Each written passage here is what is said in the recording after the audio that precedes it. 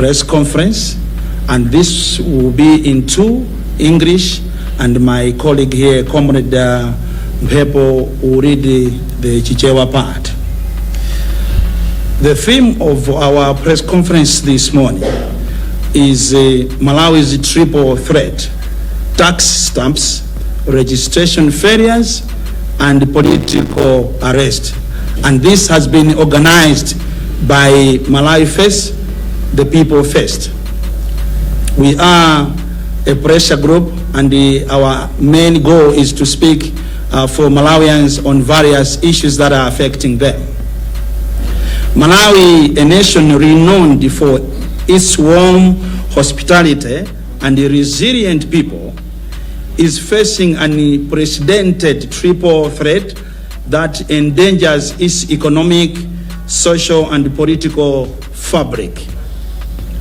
The introduction of tax stamps by the Malawi Revenue Authority, MRA, the National Registration Bureau's inefficiencies, and the government's lack of proper governance and political arrest have created a perfect storm that threatens to undermine the very foundation of our beloved country.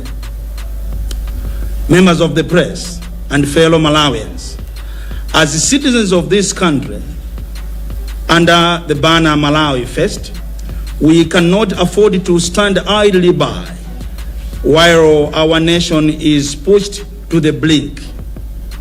Today, as Malawi First, and all Malawians of goodwill out there, we raise our collective voice to condemn these threats and demand a better future for our country, Malawi, because we know for sure this is the only country we have, and we are proud to be called Malawians. The tax stamps policy, set to be implemented by the Malawi Revenue Authority, MRA, will strangle our already struggling businesses, stifling innovation and entrepreneurship. This draconian measure will only serve to widen the gap between the rich and the poor. Further to that, entrenching poverty and inequality. Meanwhile, the National Registration Bureau's inefficiencies have left countless Malawians without proper or no registration, denying them access to basic rights and services. This is a gross violation of their human rights, a betrayal of their trust in the system, and a demonstration of running a country affairs with counterfeit. We furthermore, as our nation, furthermore, our nation is plunged by political arrests and lack of proper governance. The selective application of justice, ladies and gentlemen, Malawians out there, has created a culture of fear where dissenting voices and silenced and opposition crushed. A nation where police are arresting innocent Malawians and drive them long distances without following the law, as was the case of Kamrepo Kalua, who was arrested and was taken a long distance to Lilongwe. The case of pastor of Livingstonia from the Livingstonia Synod, who was again arrested and driven all the way from Mzuzu to Lilongwe, as if Mzuzu or Blantyre have got no police stations or courts. This is total infringement of people's rights. It is against this background that we, the Malawi First, call upon the government of Malawi to immediately suspend the implementation of tax stamps and engage in meaningful consultation with stakeholders. We mean stakeholders like vendors and all business community, because we understand that this has just been put forward without any consultation. At the same time, we call upon the government of Malawi to make an overhaul the NRB's registration process to ensure inclusivity and efficiency. We also call upon the government of Malawi through Malawi Electoral Commission, ladies and gentlemen, that they should immediately revisit their electoral laws to allow Malawians to register using other alternatives other than national registration identification only. Like what is happening in other countries where people are allowed to register using birthmarks, using licenses, using passports.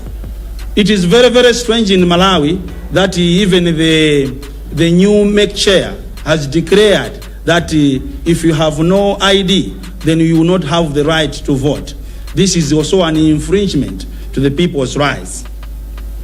So we want, at this juncture, to call upon MEC to revisit its laws, because as a citizen of this country, we will not just watch it, but mobilize people to go to court and challenge this decision, because it is a mockery to the democracy. We also call upon, ladies and gentlemen, members of the place, to uphold the rule of law, ending political arrests and ensure justice for all.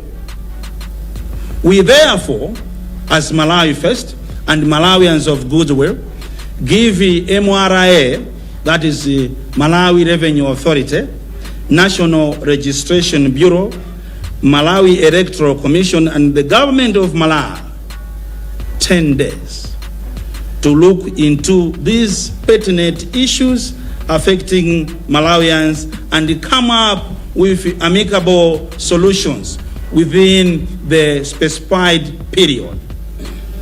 Failure by government and its stakeholders to do so, Malawi First will have no any other option but to call for a nationwide demonstrations that will include vendors and the entire business community, that will take to the streets, and we will not know the date that will go and come back, because we feel that leaders are taking Malawians for granted.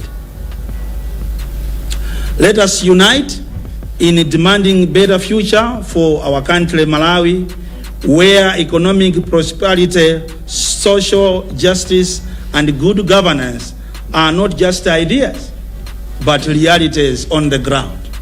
We must walk the talk. No mediocrity, but walk the talk. In conclusion, the triple threats of tax stamps, registration failures, and the political arrest is a ticking time bomb that threatens to derail Malawi's progress and prosperity. We, the people, Malawi First, will not stand idly by as our nation is pushed to the brink. We demand immediate action from our leaders to address these pressing issues.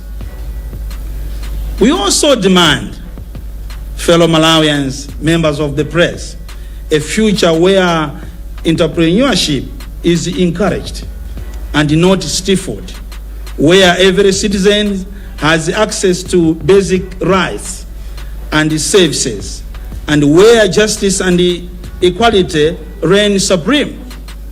Let us rise up, united and determined, to claim our nation's destiny. For a better Malawi, we must act now. It is better to be hanged for loyalty than to be rewarded for betrayal. Born Kalindo, on behalf of Malawi First. Thank you very much, members of the press, ladies and gentlemen.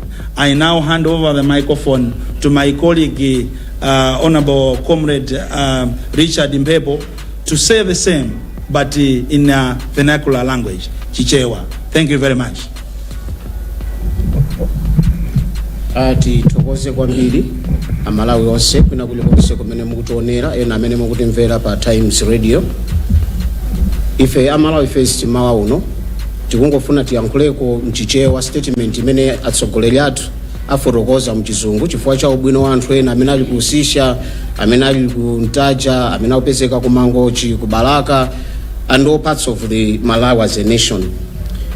Malawi first yapereka statement iyi kwa inuyo amalawi inu ake kuti tidziwe zinthu zina zimene zikuchitika mdziko muno, zimene mkati mwa kuchitika kwa zinthu zimene zozo zikuonekanso kunati ndi zazinyengo.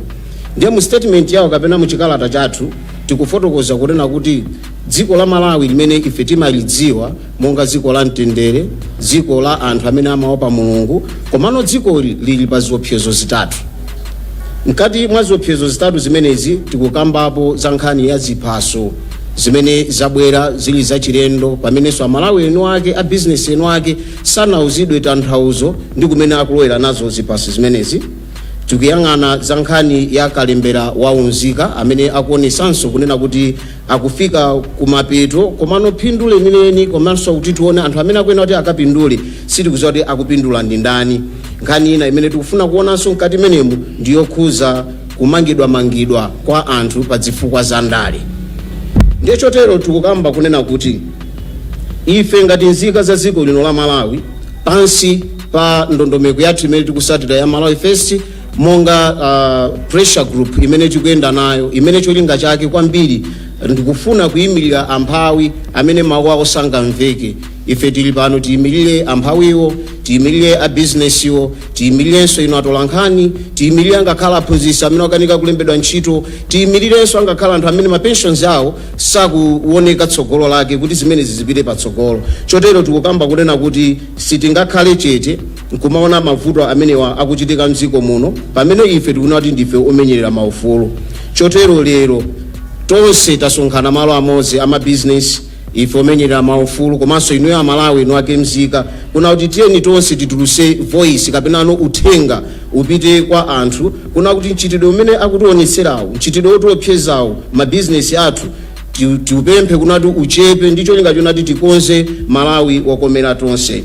Pankhani ya ziphaso zimene zapangidwa introduce posachedwa apa zimene amalawi enu ake sitikudzidziwa, ama business enu ake sakudzidziwa, ndi nkhani imene inafunika kunena kuti anzathu a MRA itanise atenga mbali wonse awafotokozere kuti chenicheni chimene chikuchitika ndi chani. Chotero amalawi ndiodabwa, atolankhani ndiodabwa, ifenso ngati kuno ku Malawi First ndife odabwa chifukwa zimenezi zikutionesera kuna kuti zikufuna zipereke danga lalikulu kwambiri pakati pa anthu amene ali ochita bwino ndi ovutikitsitsa. Tili pankhani yomweyi tikufunanso tione mfundo imene ikukambidwa kuchokera ku bungwe lija lolembesa ziphaso zaunzika. Ndikukhulupirira kunati yakhala ili nkhani kapena kuti nyimbo imene tikumayimba pafupi chifukwa chonena kuti madera ena unzika ukutheka pamene madera ena unzika sikutani kodi sikutheka. Ndiye tikunena kuti kulephera kwa bungwe limene lili tikufuna tingowapempha kunena kuti mdziko muno takhala tikudandaula kapenanso zaka zambiri mbuyomo kuvota sitimayendera ID imene lero lino kumechiko ikuoneka kunati ndi vuto. Timagwirisa ntchito birth certificate kapena anati kachiphaso kamene mwana akabadwa kuti uziuke ndiwe nzika kameka changamene timagwirisa ntchito. Lero zabwera ndi ndani kunena kuti chimeja chichoke koma tiyendere chiphaso chimene chiphasocho madera ngati kumwera ku Eastern region ku North zimezo sizikutheka koma chigawo chapakati zikutheka. Tikupemphanso kunena kuti kunkhani ya kumangidwa kwa anthu mosasatira malamulo mopanda ndondomeko mumanga munthu kuno kulilongwe mukupezeka mukamusiya kunthunga kudwangwa chimavuta ndi chani. Kumanga munthu ku Blantyre mukunchosa konse kuja akubwera mpana ku area 30 kulilongwe mufuna mutuze unati pambali pa area 30 tilibenso malikulu ena polisi amene anthu anga amathe kufunsira kupangidwa caution. kummanga munthu kunzuzu, mukuntenga munthu kunzuzu kubwera naye mpaka ku Lilongwe, chikuchitika ndi chani? Izizi zikubwera kutsatira statement imenenso a president athu adayankhula pa 6 July. Tikukondwerera kuti atakwanitsa zaka 60 adayipempha polisi kunati igwire ntchito yake monga ngati police service not police forces. Ndeti tano kumadabwa kuna kuti chidawapangisa kuti ayankhule mawu amene wawa ndi chiyani. Ndi zinthu zimene zikuonesera kuna kuti zinazi zikuchitika, akudziwa kuna kuti azipanga mwadala ndi nkhani za ndale. Chotero pambali pona kuti akudziwa kuti akupanga zinthu zipanga nkhani ya ndale, akubwerano ndicho ingati ayende limodzi ndi Amalawi zimene ife sili kuzifuna. Ife Amalawi first pona nchitidwe ngati umenewu timafuna tipemphe kuchokera ku boma, kuchokera ku nthambi zimenenso boma lamagwira nawo ntchito ngati ku MRA pa nkhani ya zipasi za chilendo zimeneno anthu amene akupanga business za malonda aoda katundu wawo ku Tanzania, akuchokera naye ku South Africa kandi ku Zambia, akudusa pa border. Adusa naye pa border alipira bwinobwino, akumuzanso kunati akagule sticker ayike pa katundu wakeyo, ndicho linga chonena kuti adziwike kunati wadusa pa border. Timati tipemphe bwanji ngati anthu alipira katundu wawo pa border, alipira custom, osapasa mastika kuti recognition iyo kapena no chionetsero chonati anthu alipira chikhale chimene chocho. Komano zili ndi chiopsezo kunati masiku amene awayikiza anzathuwa akakhazikika azipitano angakhale ku warehouse, ndi ukaona kuti kodi munaoda kuchekuche ochuluka bwanji, amene ali ndi mastika ngati alibe mastika tikumutenga chifukwa alibe chani, alibe mastika. Zimenezi ndi zina mwa izo zimene zipangise kuna kuti business zathu mziko muno mamoti zipite patsogolo zizinka pansi. Ndikupatsani chitsanzo ichi kuna kuti mabills amene amapangidwa mopanda ndondomeko zake ngati awawa ndi amene anthu ena aona nawo mavuto ziko la Kenya. Siti kufuna zinthu ngati zimene zizichitike kuno, chifukwa chake khumbo la Malawi First laona kuti tikambirane nawo mwachangu, akonze zinthu zawo moyenerera, akhale ndi nthawi yokumana ndi atenga mbali ku nkhani za mabusiness ndi zina zilizonse zimene akuona kunati iwowa ali ndi maplani ena ofuna kusintha zinthu. Kwanza tu NRB amene mapanga za kalembera waunzika, tikufuna kuna kuti Malawi wina aliyense ngati muli nako kuthekera, chifukwa maonesa kale kuti zinthu zikukanikani, koma ngati muli nako kuthekera tiyeni tipange involve kapena anthu onse amene akuyenera kunati akhale nacho chaunzika akhale nacho chaunzikacho. Pasapezeke kuti ena makina sakuyenda aizi kupangidwa ku Lilongwe kwinako anthu osamapezeka mpana zifika kunati nthawi yovota yafika. Uthenga omwewo tufunanso tupitise kwanza athu a Malawi Electoral Commission uku kumeki kunena kuti talolana Malawi agwirise ntchito ngati njira ina yakanika. Tiyeni tiperekeni mpata kunena kuti malaisesi amene anthu ali nawo aja agwirise ntchito. Anthu ameneno ali ndizowayenera ma birth certificate amene ali nawo aja agwirise ntchito. Izizi zipangisa kuti chisankho chimene chibwera 2025 ikhale chisankho cha mtendere chopanda mavuto. Koma ngati anthu tiyamane mwayi ndi kuthekera ndi ufulu uwu tikuzipangisa tokha unati chisankho chimenechi anthu asazachivomereze chifukwa njira zachidule zimene tikuzipangazo zikuoneseratu kuti anthu tikuamana ufulu wawo. Chotero tikupemphenso anzathu a MRA ino kalembera waunzika, inunso Malawi National Commission, Electoral Commission and Malawi government kunena kuti pasanaduse masiku kwana 10 tayang'anani zimenezi muyankhulane ndi anthu anu, chifukwa ngati zimene zisizichitika ku masiku amene wawa amene tapempha kwana 10 iwa mwina izikhala ngati nyimbo kuti Malawi First imangotchula nkhani imeneyi, koma ife tili pano kunati tapemphe a Malawi mwa ufulu wawo apite pansewu akapange zionesero, chifukwa ndoti anthu amene tidapasa maudindo kuti atithandize zikuoneka kunati chidwi chawo pa ife palibe, chidwi chawo amangotifuna tikakavota. Chotero tikulipempha boma kunati lionetsetse litengepo gawo pokumana ndi anthu amenewa, komanso lipanga address mavuto amene Amalawi tikukumana nawo madera atatu amene tawafotokozawa. Tipemphe kunati tiyeni tonsefe tilumikizane kuti tikonze Malawi wokomera tonse, Malawi amene akhala otikomera ife pa nkhani za chuma, pa nkhani zopita patsogolo mu zinthu zosiyanasiyana, pa nkhani za chilungamo, komanso ku nkhani zakayendesedwe kabwino kaboma. Tisangoganizira zomangoyankhula maganizo okha, komano tizikapo mtima pogwira zimenezi. Cholinga chonena kuti zimene tikuyankhulazo zikhale zenizeni osakhala zaboza.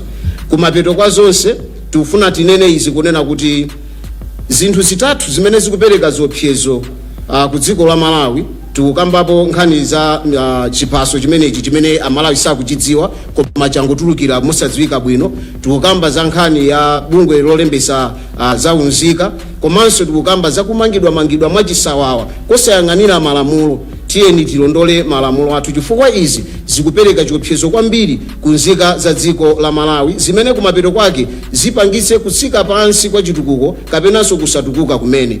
Chotero anthu tonse tisakhale chete, tikuyenera tigwirane manja, tikuyenera ndithu tisaphitire, tikuyenera tipititse patsogolo maganizo athu poonesa kapena kuchitapo kanthu kena kunena kuti atsogoleri athu ayambe kuchita zimene ife tikuwapempha komanso zimene tinawapempha. Koma akalephera kutero, tikuti koma akalephera kutero, malo monena kuti alimbikise anzathu azamalonda, mapeto ake kukupezeka kuti amalonda aja akuponderezedwa. Ifeyo tikukuzani kunena kuti tiyesesa mwanjira ina iliyonse kuti tilimbikise ufulu wa anthu azamalonda, ufulu wa inu atolankhani, ufulu wa anthu ogwira ntchito mboma, ndi wina aliyenseyo kuna kuti alandire ndithu ntchito zoyenerera zimene akuzembekeza kuti aboma atipase. Komanso pamene chilungamo chikufunikira, tiyeni chilungamocho chiyende chimozimozi posatengera kuna kuti awa ndi ndani kapenanso awo ndi ndani. Koma peto kwa zonse tikupemphera Malawi kuti tiyeni tonse tigwirane manja, tiyeni tonse tizuke, tiyeni tonse tikhale okhazikika pa chimene ife tikuyenera kuchita kuna kuti tilipange dziko lathu la Malawi likhale dziko lokomera tonse osati nyimbo zokha. Tikupanga Malawi kukhala Malawi wa ife tonse kunati akhale otikomera. Tikuyeneranso ife tonse amalawi kina konse kumene mukutimvera tidzuke kuna kuti tikonze dziko lathu la Malawi. Zikomo kwambiri. Right, for the reading of the statement, both in English and Chichewa. I will still give the president of Malawi First to guide if there will be anyone at the high table who would want to add anything, or maybe starting from you yourself if you want to add anything, and then you pass it to anyone if need be. Thank you. Muchichewa kunena kuti mastika amenewa akuononga business za anthu amene mipamba yawo ndiyochepa.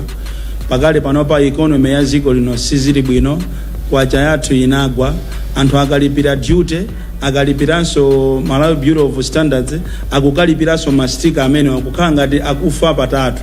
Tinati tione business zimene amapanga azimayi amene amapita ku Zambia, ku South Africa, ku Tanzania, ma profit yake amakhala ochepa.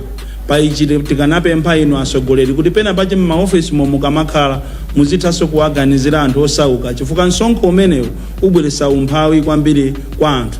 Komanso mwaupanga osafuna kuwayitanisa makomiti onse ya vendors komanso a business kuti mukhale nawo pamodzi ndi kuwalongosola mangochita dictate zimene zili zosiyana kwambiri ndi dziko la democracy. Choncho ifeyo sitikukamba nkhamba kamwa chabe.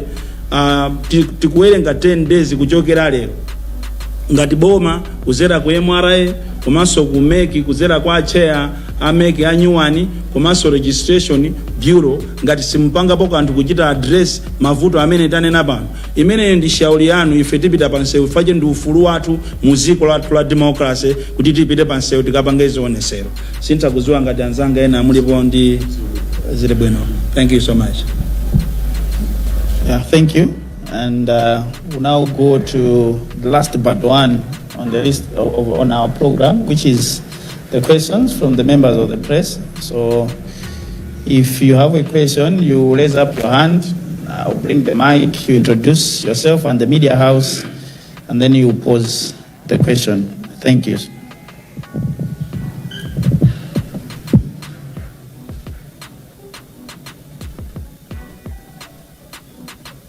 Austin Sumufusa.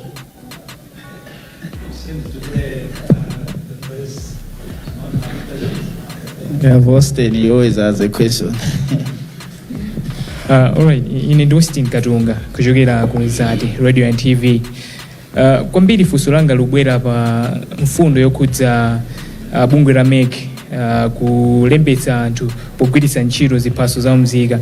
Malingana ndi wapampando wa bungwe limeneli dzulo lomweli anatsindika kuti ngati bungweli lingogwira ntchitoyi kapena likupanga izi molingana ndi malamulo achisankho momwe amakambira, ndipo ananena kuti iwo angogwiritsa zimenezo sizoti ndi ganizo la iwo kasoti mangofuna kumvetsetsa kutengera kuti mwina izi zikupangidwa chifukwa cha malamulo osati mwina momwe bungwere mwina langozipangira chiganizo chimenechi mwa iwoka. Zikomo. Anzeru amapanga malamulo okuti akomere anthu azikolo, samapanga malamulo ngati a mitengo, amapanga malamulo kuapangira anthu, ndipo malamulo amapanga ndi anthu ku parliament. Komanso malamulo ngati lamulo lisali lokomera anthu amalikana. Ndiye ifeyo tikuona ngati ndikutiphera ufulu wathu, ndikupha ufulu wa Malawi kuti akanene kuti akupereka ndondomeko imodzi yokha iyonena kuti munthu akalembesere zisankho. Chikhalire nicho pali ndondomeko zambiri zimene mbuyo mutakhala tikupanga. Kodi boma ili lapambana bwanji kuti likasankhe akangosankha njira imodzi yokha? Komanso mukaona process ya registration imene akupangira achita suffocate kwambiri, anthu ambiri sanalembese. Kodi zisankhozi azapanga ndiye abale awo a nyumba mwawo kapena anawo? Chifukwa tikati kuvota maposition amene ali aja anabwerapo chifukwa cha Malawi. Ndiye acheya amene abwera kumene asasokoneze Malawi kuaphera ufulu wawo. Ndipo ifeyo ngati Malawi First tizayimirira Malawi kuchita demand ufulu umene ndokhazikika mu dziko la democracy. Zikomo. Ongoenjezeraso pamenepo ipanda. Mongoenjezera pamenepo ikadakhala kuti dongosolo la kupereka kwa ziphaso za unzika zikuyenda kuchita kava kwa aliyese ngati nzika ya Malawi, anthu amene amachita benefit kwambiri ndi zisankho ndi mavoti ndikuganiza kuti akanayika kwambiri mtima kuonetsetsa kuti dziko lonse munthu aliyese wapasidwa mwayi ofanana polandira chiphaso cha unzika. Komano nzodabwitsa kuti ngati America atanena kuti angotsata malamulo kuti adzagwiritse ntchito kutsimikizira kwa chiphaso cha unzika, koma chikhalire nakudziwa kuti ku Eastern Region kumene ine ndikuchokera ambiri kuchokera 2020 kufika pano ambiri sana khale nawo mwayi okhala nacho chiphaso cha unzika. Zimene zikutanthauza kuti ndekuti ambiri amene alephera kupeza ziphaso za unzikawo sadzapeza nawo mwayi okwaniritsa ufulu wawo opanga chisankho. Zikomo. Ndi Franklin Mtambalika kuchokera ku Zodiac. Mwapereka masiku 10 kuti boma likhalira lichitapo kanthu ma areas amene mwatchulacha. Takhala tikuona matemeta amakuperekedwa aboma amatera kuti mwina njira yofuna kupangira solve mavuto amene dziko likumana nawo si ma demonstrations kapena matemetiums, kumafunika mwina contact and dialogue. Sindikudziwa kuti mu space imeneyi mapanga arrange zotani so mwina mutha kupanga engage ma relevant stakeholders tukamba za NRB, MRI, kwina kumati boma, poor governance ndi zina zotero. Ngati nzika mukwena kupanga prioritize mwina contact and dialogue. Thank you. Inga akamuona muntu pasogolo amamuimbira bero, ndefe taimba bero ngati Malawi First kuti aboma awamve zimene akulira Malawi uko amene Malawi anasankhawo akakhala asogoleri anzeru amene ali ndi chidwi, amene ali ndi welfare ya Malawi, aita na business, aita na ife Malawi First tikakhale, chifukwa solution sikupita pansewu, solution ndikukambirana. Koma timaona asogoleri ambiri akakhala pa udindo wa makulu a mitima, ndikufuna mundivomereze inu atolankani kuti ngati kuli boma limene linalowera mademo mboma ndi Latonse Alliance la MCP, choncho apaseso anthu ufulu wawo ngati alephera kulamula zikoli achite resign kapena yeye atiitane ku round table tikakambirane kuthesa mchitidwe wowazunza Malawi. Chifukwa ife timakhulupirira nthameja kuma amaphunzitsa high five amanena kuti Malawi azadya bwino, Malawi azadya katatu. Mukapita kunsika uko mukamve mmene yakuzunzikira azimayi ya business oti siku lina chifukwa andale amaona zinthu zabwino akakhala kunja kwa boma, koma akalowa mkatimo amakasintha azatutumuka siku lake limodzi. Koma kunja uko sizili bwino, koma andale amasankha kunamizidwa kuti azinamizidwa ndi anthu kuti koma bwana anthu akukukondani, koma anthu akulusa kwambiri, anthu ndiwo nyasidwa, anthu ndiwo sakondwa muno Malawi. Ndiye ife taimba bero ngati Malawi First tangu ayimirira Malawi chifukwa mkwiyo uli waukulu kunja uko. Zikomo.